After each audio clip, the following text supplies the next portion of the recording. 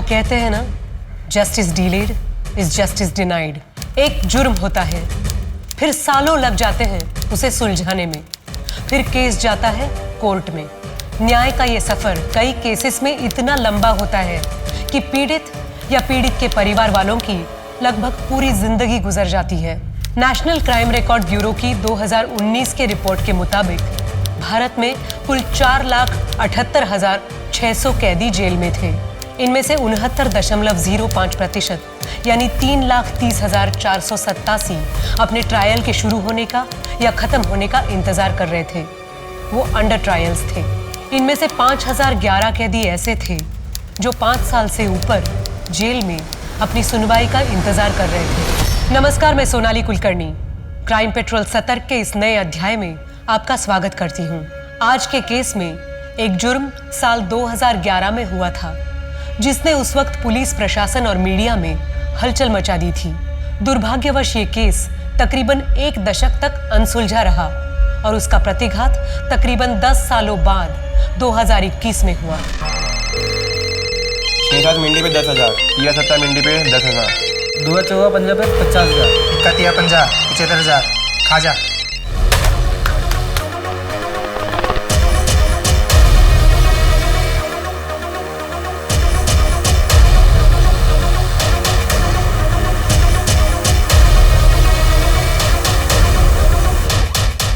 दुआ चौका पंजा खुला है।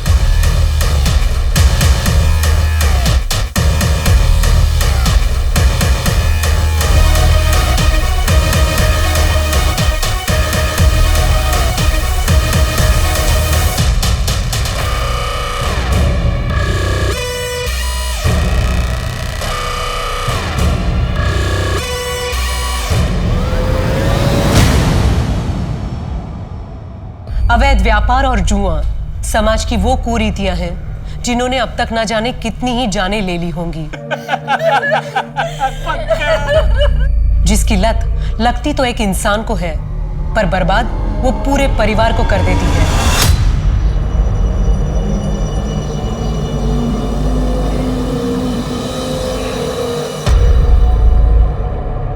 और धंधा पानी कैसा चल रहा है तेरा? बढ़िया चल रहा है। अरे धीरज अंकल, नमस्ते। नमस्ते बेटा, कैसी हो? अच्छे। अच्छा पापा, मुझे कॉलेज के बाद एक प्रोजेक्ट के काम से अनीशा के घर जाना है, तो थोड़ा लेट हो जाएगा। ज्यादा लेट मत करना। ठीक है पापा। और हाँ सुनो, ये रितेश को बोलना 1:30 बजे छवि को स्कूल से लाकर घर छोड़ना है। ठीक है मम्मी।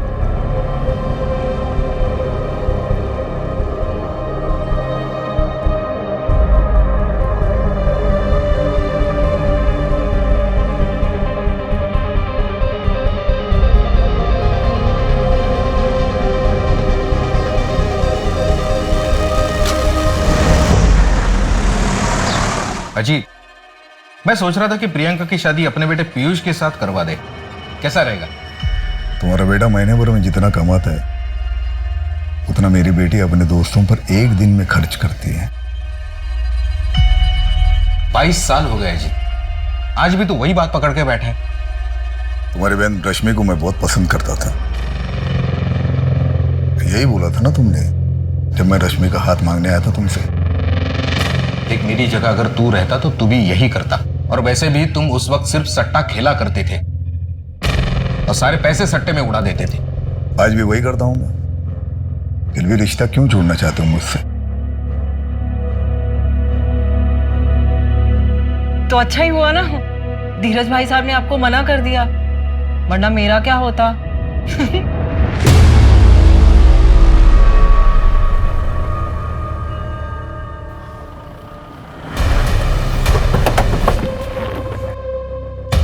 ओ साहब, एक मिनट साहब, कौन है आप लोग? ऐसे अंदर नहीं जा सकते। ओ साहब, बात सुनो, कि आप लोग ऐसे नहीं जा सकते। सुनिए मेरी बात। कमरा चेक करो साहब। जबरदस्ती घर में घुस गए साहब। शेट्टी साहब, आपकी खबरी बदल दीजिए। खोखली खबर आपको देती है, आप दौड़े चले आते हो। सर्च वारंट है हमारे पास। सर्च तो हो ही रहा है ना, कर लीजिए सर्च। सर्च करिए, तसल्ली कीजिए आपकी। प्रियंका, आहूजा साहब से कब बात करोगी? ना बाबा रितेश, मुझ में तो हिम्मत नहीं है। तुम में तो तुम जाओ, कर लो हमारे बारे में पापा से बात। मैं? अरे अगर तुम करोगी तो जान तो बचेगी। आहूजा साहब की लाडली हो, मेरी तो हड्डियां भी नहीं मिलेंगी। तुम भी ना, कैसी बातें करते हो। अच्छा ठीक है ठीक है, तुम कुछ मत करो, मैं कुछ करता हूँ। सर कुछ नहीं।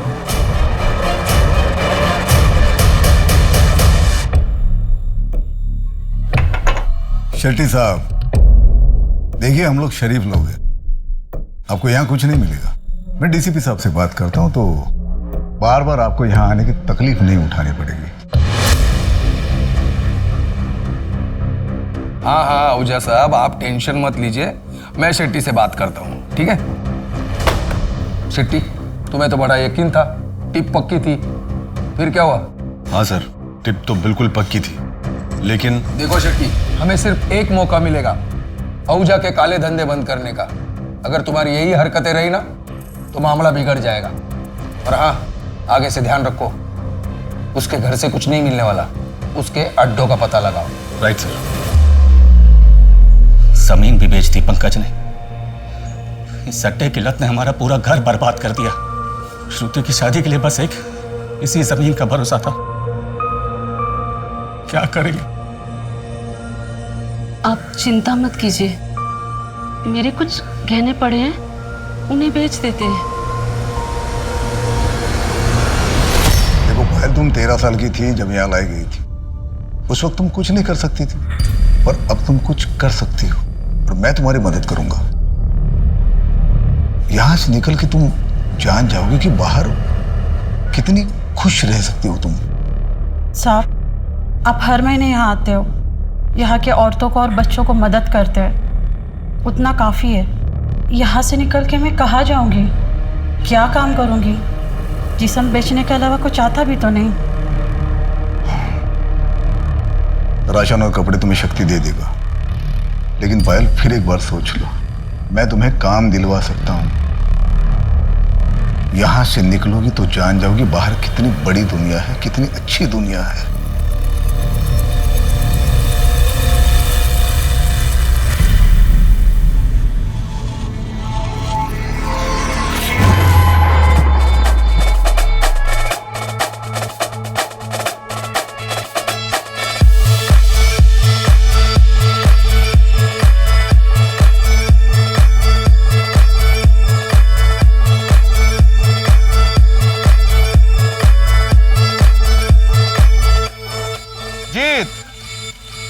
कॉन्ग्रेचुलेशन।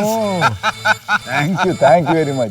अरे आज तो तेरे लिए डबल सेलिब्रेशन का दिन होगा, एक तो तेरी एनिवर्सरी और दूसरा इंडिया वर्ल्ड कप भी जीत चुकी। क्या हराया यार श्रीलंका को आज। सेलिब्रेट करते चलो चलो आओ।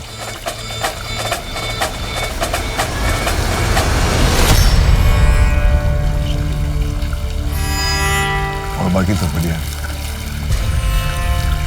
भैया। हाँ हाँ, अरे वो आज मेरी खुशी में शामिल होने कैसे आ गए तुम? भैया मुझे आपकी खुशी से कोई प्रॉब्लम नहीं है। गुड, जाते हो भाभी से मिलके जाना। और सुनो, खाना खा के जाना। विदेश, तुम बहुत मेहनती हो। और सुनो, मुझे कोई फर्क नहीं पड़ता है कि तुम हमारे घर के ड्राइवर हो। किसी भी काम से कोई छोटा या बड़ा कभी नहीं होता। अपने अरमानों को बड़ा रखो, अपने आप बड़े आदमी बन जाओ। All the best.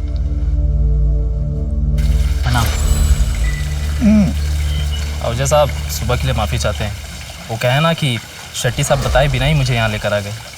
तुम्हारी बीवी प्रेग्नेंट है ना, और तुम्हारा ट्रांसफर रुकवाना है। Yes sir. बोल दिया मैंने, हो जाएगा। बहुत बहुत शुक्रिया, चलता हूँ। अरे ड्रिंक तो। पापा, मैं सोच रहा था कि MBA करने का क्या मतलब है? वैसे भी अपने बिजनेस में पढ़ाई की कोई ज़रूरत तो है नहीं। बेटा पढ़ाई जो है ना कभी वेस्ट नहीं जाती। मुझे पढ़ने का मौका नहीं मिला, तुम्हें मिल रहा है तो पढ़ो। तुम सिर्फ 1 ही साल की तो बात है, उसके बाद ये पूरा एम्पायर जो है तुम्हीं को संभालना है। ठीक है पापा, मैं चलता हूँ, सुबह क्लास है, देर हो जाएगी। जाओ। एंजॉय।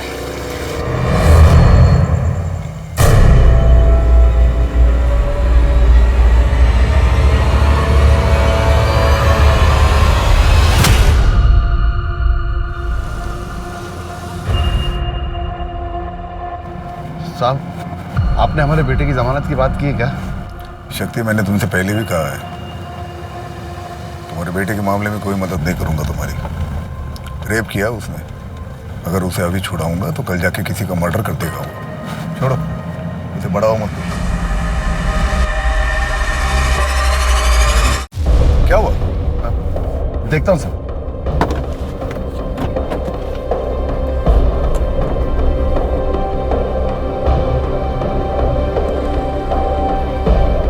साहब, गाड़ी गर्म हो गई है, पानी लेकर आता हूं।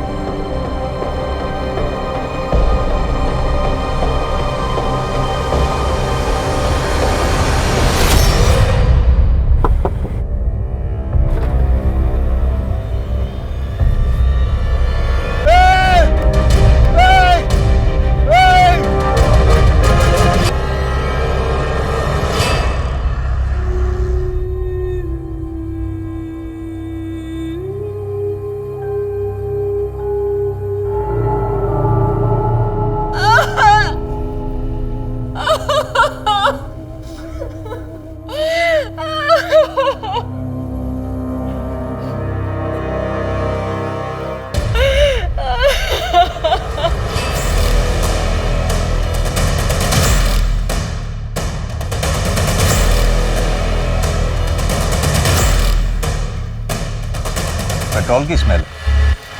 सर, पेट्रोल की पाइप पहले से कटी हुई थी। ड्राइवर शक्ति ने वहाँ दूर से एक आदमी को गोली चलाते हुए देखी। वो कंबल ओढ़े हुए थे। जब तक शक्ति भागकर यहाँ आया, तब तक वो आदमी 5 लाख रुपए कैश लेकर उस तरफ भाग चुका था। गणेश, ये आहूजा कोई मामूली आदमी नहीं था। इसके घर के बाहर सिक्योरिटी लगी रहती है, तो दिन दहाड़े उसकी गाड़ी की पेट्रोल पाइप काटना आसान काम नहीं है। सर, इस एरिया में काफ़ी रॉबरीज होती हैं। इस बार आहूजा को टारगेट किया गया था, और ये आहूजा भी काफ़ी कैश लेकर चलता है हमेशा। एक काम करो, इस एरिया में जितने भी गैंग्स हैं सबको राउंड अप करो।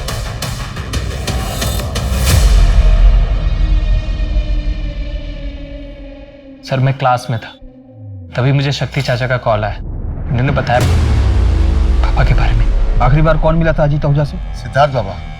रात को मैं आहूजा साहब के पास गया तो सिद्धार्थ बाबा जा रहे थे। वो हॉस्टल में रहते हैं ना।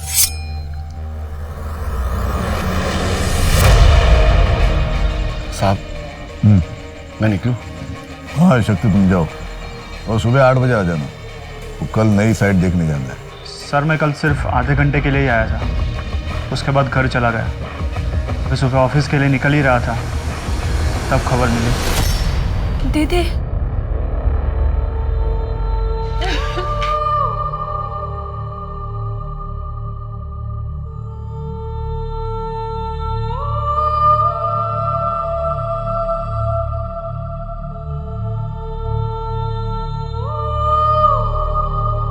अजीत आहूजा इंदौर में सट्टे की दुनिया का जाना माना नाम था। सब कुछ जानते हुए भी पुलिस कभी उसके गिरेबान तक नहीं पहुंच पाई थी, और अब किसी ने उसकी दिन दहाड़े हत्या कर दी थी, जो कई परिवारों के लिए रॉबिन हुड था। अजीत आहूजा जरूरतमंदों की मदद अंजाम की फिक्र किए बिना करता था, पर कुछ लोगों के लिए वो ऐसा शैतान था जिसकी वजह से उनके परिवार ध्वस्त हो गए थे। तो आखिर सच में कैसा इंसान था अजीत आहूजा? अरे राम, ये कुछ रुपए हैं, रख लो। अजीत साहब को तुम्हारे बेटे के बारे में सुन के बुरा लगा। उन्होंने कहा है कि उनसे जो भी हो सकेगा मदद करेंगे। कितने? जितने हैं ठीक हैं। फिलहाल 50,000 रुपए। अजीत साहब ने कहा है कि अगले महीने कुछ और भिजवा देंगे। कितना भिजवाएंगे? मेरे बेटे की जिंदगी की कीमत कितनी होगी? तुम बोलो शांति, कितना काफी होगा तुम्हारे लिए कि तुम्हारे बेटे पंकज की कमी पूरी होगी? जाइए, अजीत साहब को कहिए अपना धंधा संभाले। मैं अभी जिंदा हूं, मैं अपना परिवार संभाल लूंगा। चाहिए। नमस्ते। वैसे मेरे किस पे खर्च करने, कितने खर्च करने, उसका डिसीजन मैं लूंगा। और तुमको इसके पहले भी मैंने पैसे दिए थे ना, फालतू के बिजनेस में लगाए और डूब गए सारे पैसे। भैया वो पैसे मेरे भी है, मैं कोई अय्याशी नहीं करता, बस इस नरक से निकलना चाहता हूँ। खुद का लीगल बिजनेस शुरू करना चाहता हूँ ताकि अपने फैमिली को अपनी ईमानदारी से कमाए हुए पैसों से पाल सकूं। ईमानदारी से कमाए हुए पैसे जिन्हें तुम उस बिजनेस से कमाओगे जिसमें अपने भैया के इलीगल बिजनेस का पैसा लगाओगे। आप बीच में मत बोलिए भाभी। वैसे ही आप मुझे इस घर से निकालने में कामयाब तो हो चुकी हो, अभी क्या भैया की जिंदगी से निकालना चाहती हो? फालतू बात मत करो, निकल जाओ यहां से, निकल जाओ।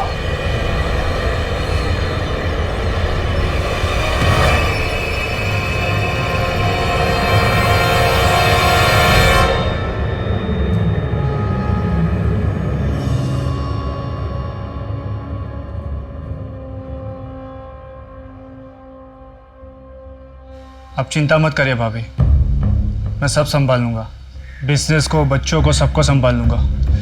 सिद्धार्थ जब अपनी एमबीए पूरी कर लेगा मैं खुद ही उसे बिजनेस सौंप दूंगा।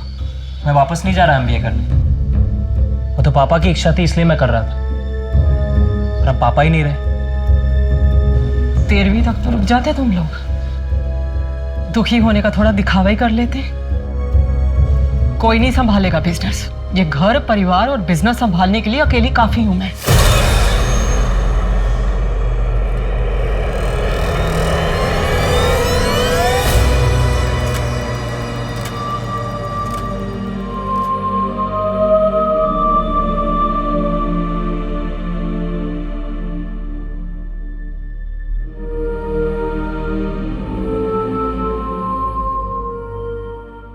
एक तो जन लोकपाल बिल के लिए लोग शहर से बाहर निकल रहे हैं, ऊपर से इस अजीत आहूजा के मर्डर से सारे शहर में खलबली मची है।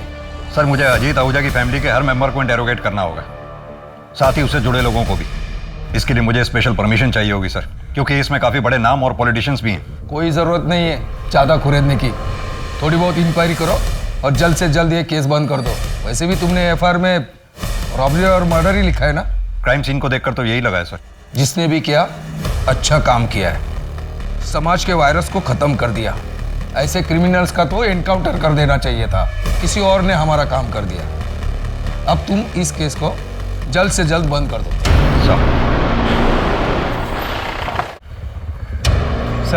सर मैंने पता किया, आसपास के रॉबरी गैंग में ऐसी कोई इंटरनल बातें नहीं हुई और ना ही तो खबरियों के पास कोई लीड। अजीत आहूजा पे अटैक हुआ है, कोई भी रॉबर इस बारे में बात करने से कतराएगा। अपने खबरी नेटवर्क को एक्टिव रखो, कभी तो पता चलेगा किसने अटैक करवाया है। पेट्रोल का पाइप कटा हुआ था, यही बात मुझे खटक रही है। अब या तो कोई घर का स्टाफ हो सकता है या फिर कोई जानने वाला जो मर्डर के एक रात पहले उस पार्टी में वहां मौजूद था। सर, ये पार्टी के कुछ फोटोग्राफ्स हैं, ये देखिए। सर, अगर अजीत आहूजा की लाइफ से सस्पेक्ट छाटने बैठे तो दर्जनों होंगे। बहुत बड़ा एम्पायर था, और जितना बड़ा एम्पायर उतनी ज्यादा दुश्मन। तो घर से शुरू करते हैं। वाइफ सुमन, भाई वरुण, बेटा सिद्धार्थ, बेटी प्रियंका और ये दो स्टाफ शक्ति और रितेश। सर, ये एक बेटी भी है, छवि, एडॉप्टेड है, मैंने पता किया। ब्रॉथल से रेस्क्यू करके लाया गया था इसे।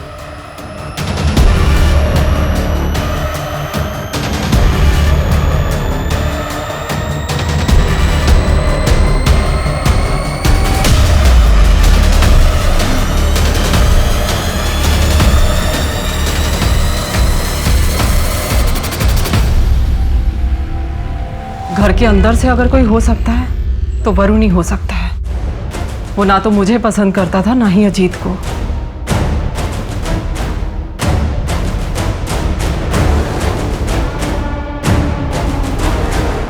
सारी दुनिया जानती है आपके हस्बैंड अजीत आहूजा इंदौर के सट्टे के बिजनेस के बादशाह थे। हम यहाँ सट्टे के बिजनेस की नहीं, आपके हस्बैंड के मर्डर की इंक्वायरी करने के लिए आए हैं। मुझे कोई एफआईआर नहीं करवानी। मेरे पति के जाने के बाद पूरा परिवार बिखर चुका है मेरा। मुझे अपने घर को संभालना है, ये इन्वेस्टिगेशन के चक्करों में नहीं पड़ना मुझे। अब चाहे तो केस को क्लोज कर सकते हैं।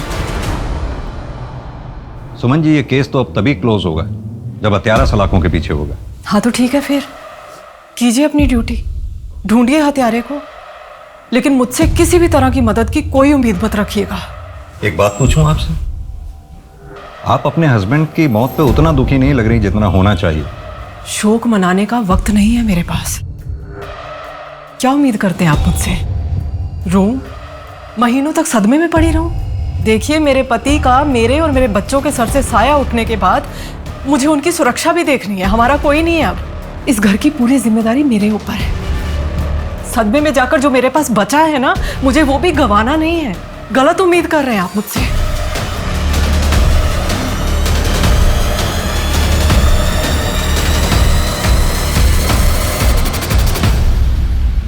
कौन हो सकता है इस मर्डर के पीछे? शतरंज का कोई ऐसा खिलाड़ी, शायद डीसीपी सर भी उसके प्यादे हैं। सॉरी सर, मन में खटका इसलिए बोल दिया। खटक तो मुझे भी रहा है। फिलहाल तो ये सोचते हैं कि अजीत आहूजा के मर्डर का सबसे ज्यादा फायदा किसे हुआ है? लगभग सभी को सर। सोर्सेज की माने तो सट्टे का बिजनेस अब सुमन चलाती है। बेटे सिद्धार्थ ने एमबीए छोड़ दिया क्योंकि वो उसे करना ही नहीं था। वरुण को फायदा हो सकता था, लेकिन सुमन ने उसके सपनों पर भी पानी फेर दिया। और वो धीरज? सर वो तो बचपन का दोस्त है, कॉर्पोरेटर है। अजीत पहले उसके लिए काम किया करता था और पिछले 10 सालों में अजीत ने धीरज को पैसों से काफी मदद की है। यानी कि जिस धीरज की वजह से पिछले 10 साल से अजीत आहूजा का घर चल रहा था, आजकल वो अजीत आहूजा का कर्जदार है। जी सर।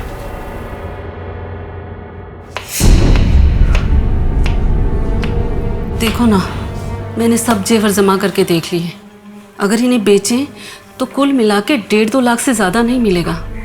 पता नहीं तेरे पापा कैसे कह रहे हैं कि इसमें सब कुछ हो जाएगा। उस दिन आहूजा साहब ने जो पैसे भेजे थे वो ले लेते तो अच्छा ही होता।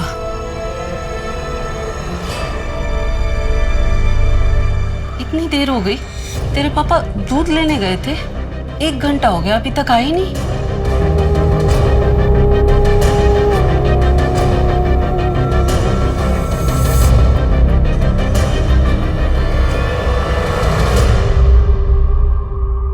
शेट्टी साहब, आपने अजीत के इतने ठिकानों पे छापेमारी की, इतनी एक्यूरेट इंफॉर्मेशन आपको मिलती कहां से थी? हमारे अपने सोर्सेज होते हैं और आप तो अच्छी तरह जानते हैं हम अपने सोर्सेज कभी रिवील नहीं करते। और आप डायरेक्टली डीसीपी सर को रिपोर्ट करते हैं? बिल्कुल। अजीत के मर्डर की प्लानिंग इतनी बारीकी से की गई थी, और यह काम वही कर सकता है जिसे कानून और सबूतों के बारे में बहुत बारीकी से जानकारी है। या तो वो पुलिस का कोई आदमी हो सकता है या फिर कोई हिस्ट्री शीटर या हार्डकोर क्रिमिनल। आपकी नजर में भी तो कोई रॉबर्स का गैंग होगा ही जिसे आपने गिरफ्तार किया हो और जो अब बेल पे बाहर हो। आपका इशारा किस तरफ है चौधरी साहब? मैं बस सोच रहा हूं कि ये क्राइम एक परफेक्ट क्राइम। कोई भी क्राइम परफेक्ट नहीं होता। हाँ, हमें खोदना पड़ता है। एक आदमी था हरिराम, सट्टे में अपना सब कुछ गंवा चुका था। उसके बाद हरिराम ने भी सुसाइड कर लिया और हरिराम की तरह न जाने कितने परिवार अजीत आहूजा की वजह से बर्बाद हो गए। जो होता है अच्छे के लिए होता है। समाज के लिए खतरा था अजीत आहूजा। समाज के लिए खतरा अजीत आहूजा नहीं, उसका कारोबार है जो अब भी चल रहा है। मुझे इस बात का दुख है कि शतरंज के इस खेल में शह और मात देने के बावजूद, राजा के मरने के बावजूद ये खेल आज भी चालू है, क्योंकि राजा की इस गद्दी पर अब एक रानी बैठी हुई। दुआ नवा मिंडी। ये मिंडी क्या होता है? साहिबा, नहले के बाद जो भी आता है उसे हम 0 में गिनती करते हैं, और 0 मतलब अपनी भाषा में मिंडी। ठीक है, तुम शक्ति से मिल लो और अगले हफ्ते से मटका 6 बार खुलेगा। 6 बार कुछ ज़्यादा ही रिस्क हो जाएगा साहिबा। और आहूजा साहब तो इतना रिस्क कभी। आहूजा साहब अब नहीं रहे। अब ये खेल मेरा है और जो मैंने कह दिया वही नियम है। किसी को मंजूर नहीं है तो छोड़ के जा सकता है।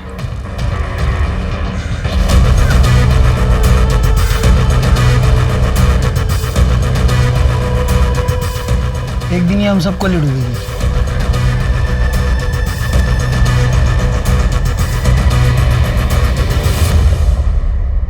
सर, अजीत की पोस्टमार्टम रिपोर्ट आ गई और बैलिस्टिक रिपोर्ट भी। और सर, उनकी बॉडी से जो बुलेट मिली वो 9 mm की थी, जो ग्लॉक 17 पिस्टल में यूज होती है। गणेश, एक काम करो, बुलेट की रजिस्ट्रेशन डिटेल्स निकलवाओ। हालांकि पता चलना तो बहुत मुश्किल होगा, क्योंकि कोई भी रॉबर्स रजिस्टर्ड गन तो इस्तेमाल करेंगे नहीं। सर, हो सकता है इन सबके पीछे वरुण आहूजा का हाथ, उसने किसी गैंग को हायर किया हो। लेकिन मुझे लगता है इस शतरंज के खेल में बादशाह को मात देने वाला वजीर कोई और ही है। ये मेरी पिस्तौल रजिस्टर्ड है। पर ये क्यों चाहिए आपको? क्योंकि अजीत आहूजा के ऊपर जो गोली चलाई गई थी वो ग्लॉक 17 पिस्टल से ही चलाई गई थी। ये पिस्तौल किसी के पास भी हो सकती थी, भैया के पास भी थी। इनफैक्ट भैया ने सिद्धार्थ को ग्लॉक 17 पिस्तौल ला कर दी थी। वो भी कातिल हो सकता है। इनफैक्ट घर का कोई भी मेंबर कातिल हो सकता है। अब वो औरत सुमन से जाके क्यों नहीं पूछते? बहुत पहुंची हुई औरत है, मिडिल क्लास फैमिली से थी। भैया बिहा कर उसे लेकर आए थे। 2 साल में अपनी औकात बताना शुरू कर दी। शक्ति से पहले जो ड्राइवर था उसके साथ रंगे हाथ पकड़ी गई थी। भैया उसके प्यार में थे, माफ कर दिया। आज भैया तो नहीं रहे, पर वो राज कर रही है, करोड़ों के कारोबार की अकेली मालकिन। ये लो, लाइसेंस वाली है। 2 लाया हूं, एक तुम्हारे लिए और एक तुम्हारे भाई सिद्धार्थ के लिए। अपनी बेटी को कोई गन गिफ्ट करता है क्या? मुझे नहीं चाहिए ये, आप ही रखिए। और पापा टेंशन मत लीजिए, मुझे कुछ नहीं होगा। आप ही रख लीजिए ना इसे, मुझे तो आपकी चिंता लगी रहती है। मुझे कुछ नहीं होगा, तुम लोग सेफ रहोगे ना, मुझे कोई टेंशन नहीं। सिद्धार्थ की पिस्टल पिछले हफ्ते पॉलिशिंग के लिए दी थी और ये रही उसकी रसीद। शक्ति चाचा, चाचा कहाँ हो आप? आ रहा हूँ बेटा, बाथरूम में हूँ। हाँ चाचा जल्दी आओ, ये मम्मी ने कुछ पैसे और कपड़े भेजे।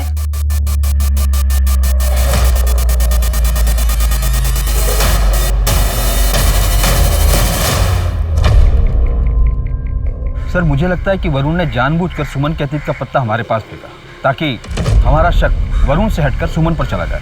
लेकिन वरुण कह तो सही रहा है, अजीत आहूजा के जाने के बाद उसका सारा बिजनेस सुमन ने ही संभाल रखा, जिससे सबसे ज्यादा फायदा भी हुआ।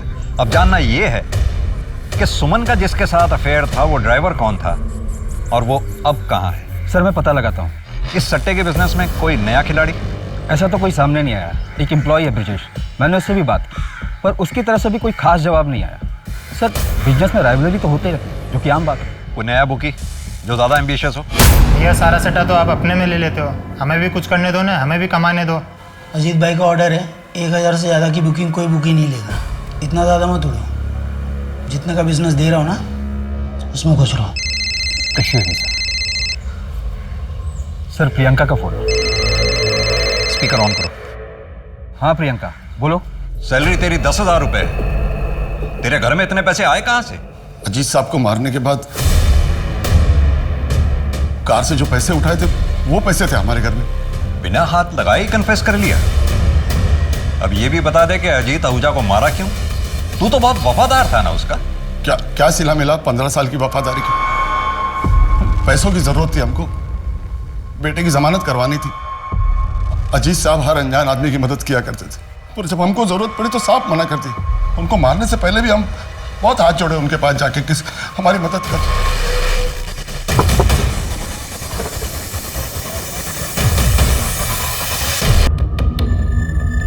पिस्तौल कहां से मिली थी? पार्टी की रात उनके कमरे से ली थी। और वापस कब रखी?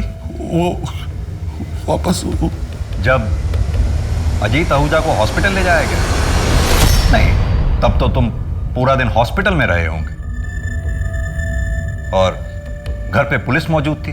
तो फिर अगले दिन जब अजीत आहूजा का दाह संस्कार हुआ या फिर कल? आपको आपका कन्फ्यूजन मिल गया ना? फिर आपको क्या चाहिए? हमने पिस्तौल कब रखी थी हमको याद नहीं।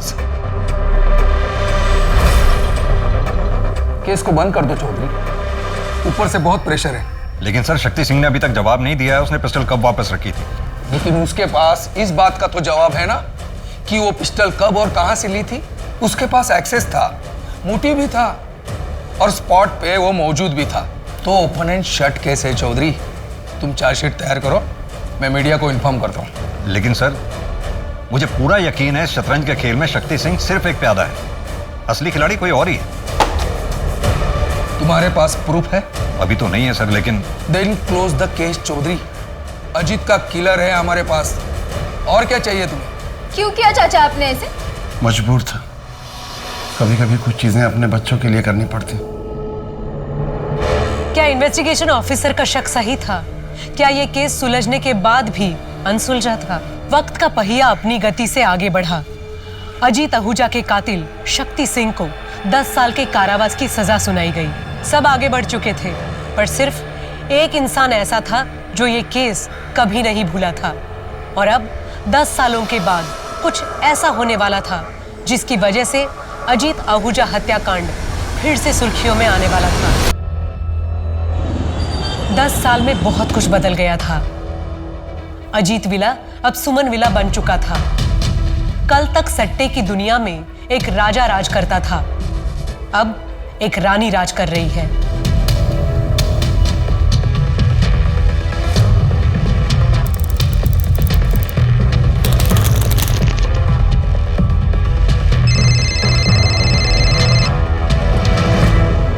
पाँच 7 9 खुला है।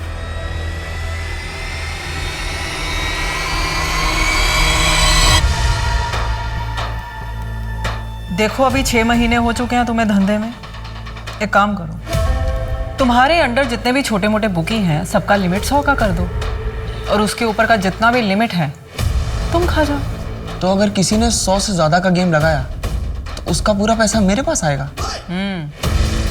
रिस्क भी बड़ा होगा, लेकिन तो अगर पाने में 1 लाख लगाया और नंबर निकल गया तो 1 लाख का 8 करोड़ देना पड़ेगा तुम्हें, और वो लोकल बुकी के सर पे नहीं रहेगा। अरे प्रियंका, तुम्हें ऑफिस छोड़ना था ना? हाँ मम्मी जी, मैं ऑफिस के लिए निकल रहा हूँ। ओके चलो मम्मी, निकलती हूँ।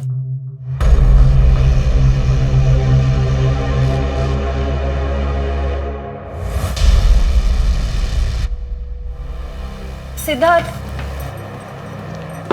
आपकी वॉच। थैंक्स। मम्मी, आप ऑफिस नहीं चल रही? हिसाब किताब पूरा गड़बड़ है तुम्हारा, इसे चेक करके शाम को आएंगे। अच्छा मम्मी, मैं सोच रहा था भोपाल में हैंडल करना शुरू कर दूं। कोई ज़रूरत नहीं है, रितेश अच्छे से संभाल रहा है ना वहाँ पर काम। तुम पहले ये इंदौर का एक इलाका तो संभाल लो ठीक तरह से, बाद में पैर पसारना। क्या हिसाब किया है तुमने?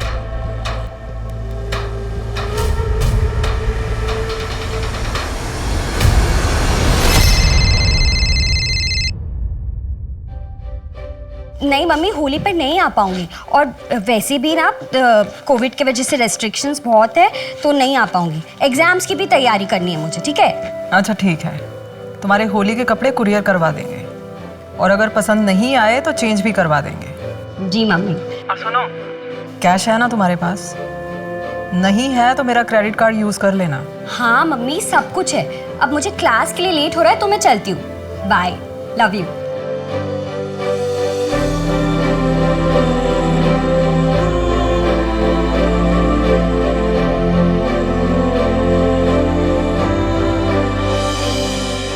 सुमन, मुझे समझ में नहीं आता, लोग तो बेच बाज के सट्टा क्यों खेलते हैं? लत है अजीत साहब, लत बड़ी बुरी चीज होती है, और प्लेटफॉर्म तो आपने ही दिया है ना उन्हें, खेलेंगे क्यों नहीं? और वैसे भी इसी लत के दम पर तो आप अपना साम्राज्य चला रहे हैं। अरे भाई, मेरा बिजनेस है, मैं थोड़ी ना किसी को धमका के सर पर गन रख के जबरदस्ती कर रहा हूँ। भाई आओ सट्टा खेलो। बहुत पैसे कमा लिए ना, अब एक काम करते, सब कुछ छोड़ छाड़ के या फिर किसी और के हवाले करके किसी और जगह चलते हैं। देहरादून। देहरादून? पहले से सोच के रखा है क्या? आप वहां पर आराम करना और मैं पॉलिटिक्स ज्वाइन करूँ।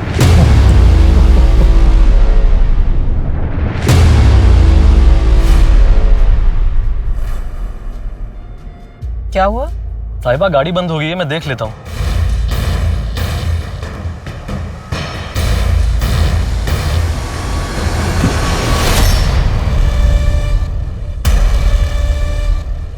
गाड़ी को भी यहीं खराब होना था।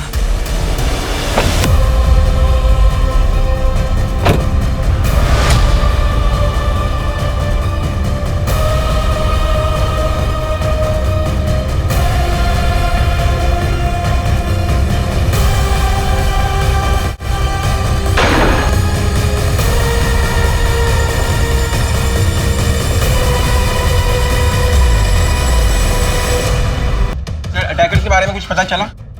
देखिए, सुमन आहूजा पर जानलेवा हमला हुआ। हमारी इन्वेस्टिगेशन चल रही है, जैसे कुछ पता चलेगा हम आप लोगों को बता दें, प्लीज। सर कहाँ तक पहुंचे हैं? सर आपने सस्पेक्ट्स के बारे में कुछ बताइए ना। सर सुमन आहूजा के बारे में सर हमें कुछ बताइए सर। मैं कमिंग। आओ गणेश, तुम्हें जो एक्शन लेना है, जो करना है वो करो। इस केस को जल्द से जल्द सॉल्व करो। मुझे पूरा यकीन है इस हमले के तार जरूर पिछली बार हमसे कुछ ना कुछ छूट गया होगा। सर शक्ति सिंह जेल में अपनी सजा काट रहा है, उससे बात करने के लिए मैंने एप्लीकेशन डाली है। सुमन के साथ जो ड्राइवर था उसने कुछ बताया? सर ड्राइवर कमल का कहना है कि कार बंद पड़ गई थी, उसे ठीक करने के लिए उसने बोनट खोली, उसे गोली की आवाज़ सुनाई। उसने एक आदमी को बाइक से भागते हुए देखा पर नंबर प्लेट नहीं देख पाया। मुझे हमेशा से ये लगता था कि अजीत के मर्डर के पीछे उसकी बीवी सुमन का हाथ था, पर शायद मैं गलत था और तुम सही। इस सब के पीछे वरुण ही होगा। वही एक ऐसा है जो इस शतरंज के खेल का किंग बनना चाहता था और बाजी क्वीन मार ले गई। और अब 10 साल बाद वरुण ने फिर वही खेल खेला। लेकिन सर अब मुझे नहीं लगता, अगर वरुण को गद्दी चाहिए थी तो उसने 10 साल इंतजार क्यों किया? तुम पहले शक्ति सिंह से बात करो, क्या पता 10 साल बाद अब वो सच्चाई बता दे। नीरज, लड्डू तो बहुत अच्छा है। शक्ति भाई, आपको कुछ पता चला क्या? आपके आहूजा साहब की बीवी के ऊपर हमला हुआ है। सूत्रों की माने तो सुमन आहूजा की हालत बहुत नाजुक है। हालांकि पुलिस और डॉक्टर अभी मीडिया से कोई भी बात नहीं कर रहे हैं।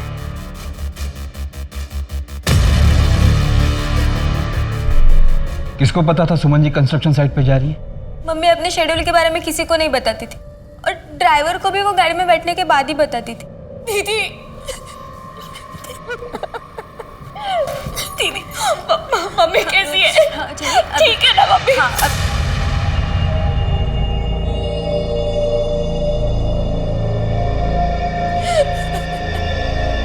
ये मेरी छोटी बहन है छवि।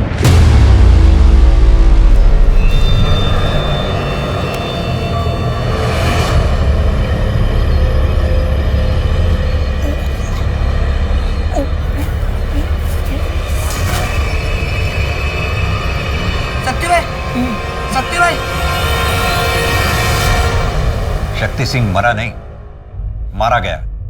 उसे मारकर एक और राज दफन किया गया। पर सुमन अभी जिंदा है, वो ठीक होकर जरूर पलटवार करेगी। सर शक्ति सिंह का जेलमेट नीरज, कल ही उसे बेल मिली और कल ही उसने अपने घर से आए लड्डू शक्ति सिंह को खिलाए थे। इस नीरज की बेल किसने कराई? उसकी वाइफ ने। अब वो अपने गांव चला गया। ट्रैक करो, उसे फौरन उठा के ले आओ। वो सुमन को जो बुलेट लगी थी उसकी बैलिस्टिक रिपोर्ट आई क्या? जी सर, सेम पिस्टल, क्लॉक 70। 10 साल पहले अजीत आहूजा भी इसी तरह से मारा गया, तो क्या समझे? इतिहास अपने आप को दोहरा रहा है। सर मुझे लगता है कि सुमन पर हुए अटैक के जड़ तक पहुंचने के लिए हमें अजीत के मर्डर केस की फाइल को फिर से ओपन करना होगा। इस शतरंज के खेल में पिछले 10 साल से लेकर आज तक जितने भी मोरे हैं सबको फिर से टटोल। शायद सुमन के केस की वजह से हम अजीत आहूजा के मर्डर केस को सही मायने में क्लोज कर पाए। सर ये सेंट्रल जेल के विजिटर लिस्ट की कॉपी है। पिछले 10 साल में कौन कौन ड्राइवर शक्ति सिंह से मिलने आया था, इसमें सबकी एंट्री है। मैं शक्ति से मिलने इसीलिए जाता था ताकि अजीत भैया के असली कातिल का पता लग सके। वो तुम ही थे ना जिसने शक्ति सिंह की बेटी की बेल कराई और फिर अजीत को मारने के लिए कहा। सुमन पर अटैक भी तुमने ही करवाया था और शक्ति को भी अपने रास्ते से हटा दिया। तुम्हारे सच्चाई का आखिरी सबूत हो शक्ति सिंह, उसे भी खत्म करवा दिया तुमने। अभी तक सिर्फ फिल्मों में देखा सुना था, पर अभी सच में लगने लगा है कानून अंधा होता है। आप लोगों को सुमन का असली चेहरा नहीं दिख रहा है? वो शराफत का चोला पहने हुए एक नागिन है और उसी के जैसे उसके बच्चे भी हैं।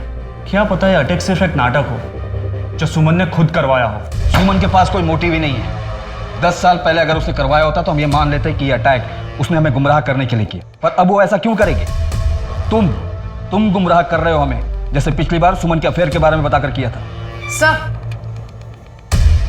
इनका लॉयर आया है। गुमराह तो आप लोग खुद हो पिछले 10 सालों से।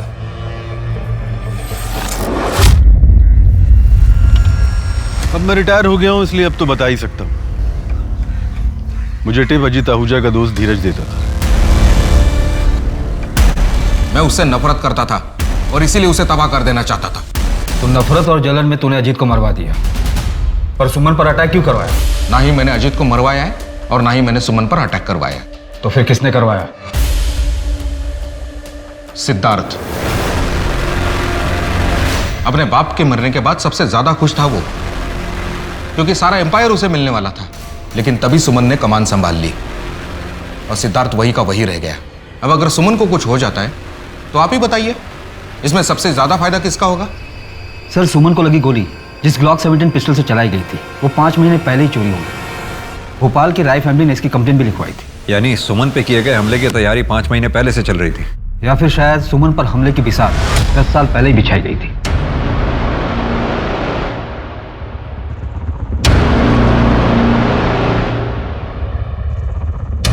अजीत मर्डर केस में हमारे पास ये सारे सस्पेक्ट्स थे। इन सस्पेक्ट्स में थे सुमन हमारी मेन सस्पेक्ट थी, लेकिन वो अब विक्टिम हो गई। बाकी बचे ये लोग। सर, 2 सस्पेक्ट्स और भी हैं। पहली छवि, सुमन और अजीत की अडॉप्टेड बेटी, और दूसरा रितेश, जो कि प्रियंका आहूजा का हस्बैंड है, जो 10 साल पहले उसका ड्राइवर था। सर, फिलहाल इस फैमिली में यही 2 लोग हैं जो ब्लड रिलेटिव नहीं है। इस छवि को तो रेस्क्यूड कराया गया था ना ब्रॉदल से। अजीत और सुमन ने उसको अच्छी जिंदगी दी, सब कुछ दिया, फिर वो सुमन पर अटैक क्यों करवाएगी? इनफैक्ट अजीत के मर्डर के समय तो ये छवि 10 से 12 साल की रही होगी। नहीं गणेश, ये पॉसिबल नहीं है। पता नहीं सर, पर मुझे छवि और रितेश दोनों खटक रहे हैं। तो फिर फील्डिंग लगाओ, देखें क्या हाथ लगता है। अरे ये आपका वॉलेट। छवि के एडमिशन का कुछ हुआ? थोड़ा डोनेशन देना पड़ा लेकिन हो गया है। मैंने चेक दे दिया है। चेक? हाँ, वो आपके ब्लैंक चेक साइन किए हुए पड़े हुए थे ना मेरे पास। देने से पहले एक बार पूछ तो लेती। उसके बैकग्राउंड की वजह से दिक्कत आ रही थी बहुत ज्यादा, इसलिए दे दिया मैंने चेक। हो गई एडमिशन अभी। मैंने लॉयर से बात की है, एडॉप्शन की कुछ फॉर्मेलिटी तो पूरी करनी है, वो जल्दी पूरी कर लेंगे हम लोग। सर, सुमन आहूजा से लेटेस्ट सभी के कॉल रिकॉर्ड्स मैंने स्टडी कर लिए हैं। इसके अलावा कुछ भी सस्पिशियस नहीं है। उठाओ इसे। जी सर। और इसके बारे में कुछ पता चला? हाँ सर, जेलर शर्मा से बात की मैंने। नीरज के विजिटर लिस्ट में भी इसका नाम है। इसका पूरा बैकग्राउंड चाहिए मुझे। सर, आप ऐसे बदतमीजी क्यों कर रहे हो मेरे साथ? आहूजा फैमिली का दामाद हूं मैं। ये देख, पिछले 8 महीने से तेरे नंबर पर अलग अलग लैंडलाइन से कॉल आ रहे हैं और ये सारे नंबर देहरादून पीसीओ के हैं। छवि पड़ती है ना वहाँ पर। अफेयर चल रहा ना तुम लोग? सर, क्या बकवास कर रहे हो आप? वो बच्ची है, वो 10 साल की थी तब से मैं उसे जानता हूँ, और वो फैमिली के बारे में पूछने के लिए मुझे फ़ोन करती थी। तो तुझे ही क्यों करती थी? वो भी अलग अलग लैंडलाइन से? मैं जीजा हूँ उसका, क्यों नहीं कर सकती मुझे वो फ़ोन?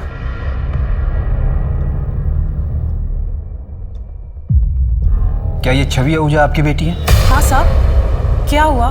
देखो पायल, तुम 13 साल की थी जब यहाँ लाई गई थी। छवि मेरी बेटी है। सब ठीक तो है ना? आप लास्ट टाइम कब मिली थी? कुछ 1 साल पहले मिली थी। मम्मी, मुझे ये सब कुछ अच्छा नहीं लगता। क्या अच्छा नहीं लगता? ये महंगे कपड़े, अच्छी लाइफ, बड़ी गाड़ी, अच्छा कॉलेज, क्या अच्छा नहीं लगता तुझे? बोल बेटा।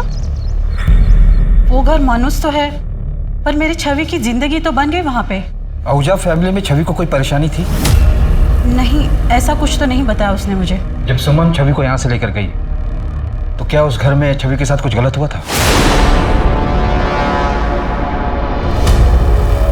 शक्ति सिंह के जेल में नीरज के विजिटर लिस्ट में तुम्हारा नाम है। क्यों जाती थी उससे मिलने? अपनी मर्जी से घर की एक चीज नहीं खरीद सकते। सब कुछ दिया है तुम्हारे बाप ने, लेकिन आजादी नहीं, खुशी नहीं। अरे खुद तो सब पर पैसे लुटाते रहते, और हम अपनी मर्जी से एक पैसा भी खर्च नहीं कर सकते। और तुम भी करते रहना इंतजार। तुम्हारे हाथ में कारोबार नहीं देने वाले ये। पर मम्मी, हम कर भी क्या सकते हैं? आप तो जानती है ना, पापा किसी की सुनते भी तो नहीं है। एक तरीका है, अगर तुम मेरा साथ दो ना, ये पूरा कारोबार तुम्हारा हो सकता है। तुम ये कर पाओगे शक्ति? मेरे बेटे को बचाने के लिए मेरे पास कोई चारा भी नहीं। कल तुम मेरा काम कर दो, तुम्हारे बेटे की बेल की जिम्मेदारी मेरी। काम कल ही हो जाना चाहिए। हाँ, मैं शक्ति अंकल से मिलने जाती थी। मैंने जेलर से सेटिंग कर रखी थी। घर में शक्ति चाचा से मिलना अलाउड नहीं था, इसलिए मैंने नीरज के नाम पर एंट्री की थी।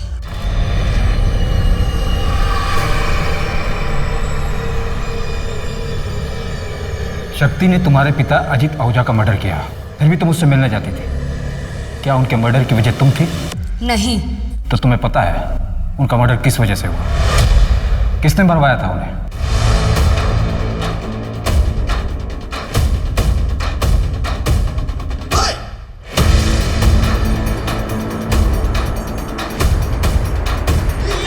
अभी 10 साल हो, आपने कहा था मैं संभालूंगा बिजनेस। आप तो पापा के जैसे ही। तुम्हारे पापा जैसे नहीं हैं हम। कमजोर हो गए थे तुम्हारे पापा, उन्हें मारना ना बड़ा ही आसान था, लेकिन हमें कोई छू भी नहीं सकता। कहां से कहां लेकर आए हैं पूरे एम्पायर को। कर पाओगे ये सब? सुमन आहूजा बनना इतना आसान नहीं है। मुझे सिर्फ सिद्धार्थ और सुमन की मौत से मतलब है, फिर पूरा बिजनेस तुम्हारा। तुम सुमन को क्यों मारना चाहती थी? उसने तो तुम्हें सब कुछ दिया, अडॉप्ट किया था उसने तुम्हें। सुमन ने नहीं, मेरे पापा ने मुझे अडॉप्ट किया था। अजीत आहूजा मेरे बायोलॉजिकल फादर थे और उस सुमन ने मेरे पापा को मार डाला। 10 साल तक मैं चुप रही, पर बर्दाश्त नहीं होता था मुझसे। वो सुमन आहूजा खुद को रानी समझती थी, मैंने उसी के खेल में उसी को मात दी थी। सुमन को पता था कि तुम अजीत की बेटी हो? नहीं, पर मुझे पता था वो क्या है। कल ही खत्म कर देना।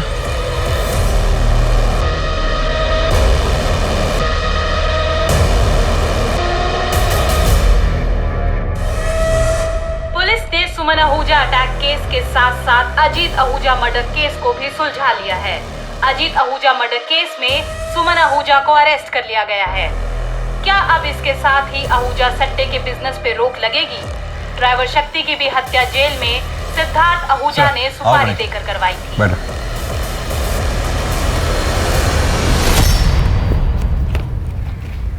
Congratulations, good work.